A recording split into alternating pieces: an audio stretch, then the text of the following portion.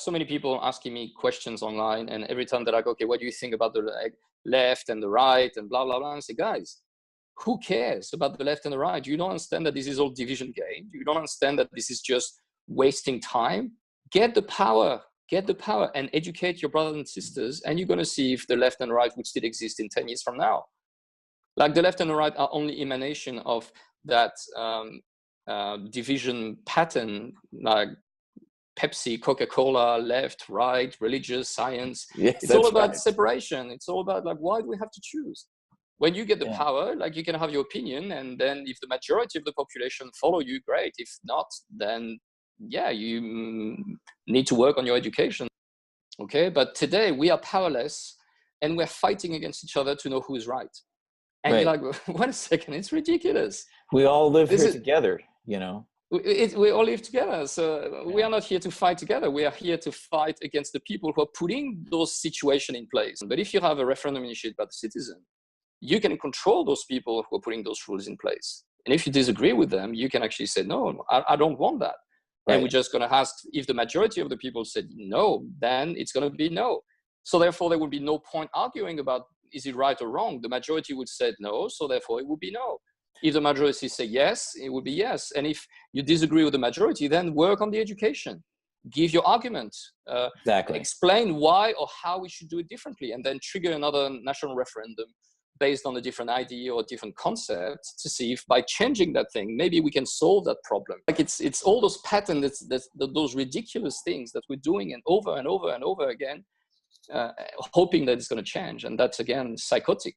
Yeah, and it creates all the problems then create, you know, massive layers on top of each other, to where it gets so convoluted and so confusing. It's understandable when people are confused about, especially when there's so much energy lost fighting each other. That's right. Like all this energy that people are wasting, and I see that every day. Like I'm posting something explaining, guys, the Yellow Vest has no politics, no union, no religion. It's peaceful. It's and they're like, but what do you think about the extreme right? Repeat. There's no politics. There's no religion. But what about the ultra left is infiltrating? Blah blah blah. I said, okay, Yellow Vest is no politics, and you have to repeat again and again. They don't get it. Right. They're like, we're going beyond that division, and we incorporate every citizen. That's right. How do you qualify a citizen? Is a citizen a dangerous person? Or is the citizen the smallest common denominator that can connect all of us? That's right. And how can you be in war with citizens? You can be in war with immigrants, you can be in war with poor people or rich people or blah, blah, blah, but you can't be in war with yourself. Yes.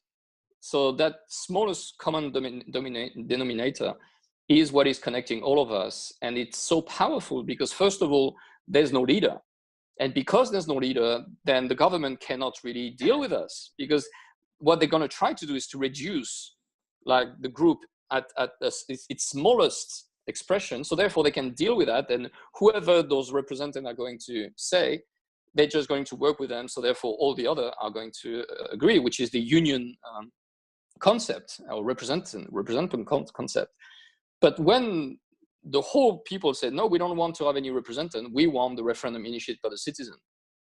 How do you deal with that? How do you manage this? Like, you are going into a situation that the government were never prepared to work with. There's no people that can emerge and speak on behalf of anyone, because no one wants to be represented anymore, because no one trusts represented anymore. And the only revendication that we're bringing is we want to be powerful. And if you are Democrats, if you're truly a Democrats, then you need to accept what we're saying. Because you're saying that you get our power from us.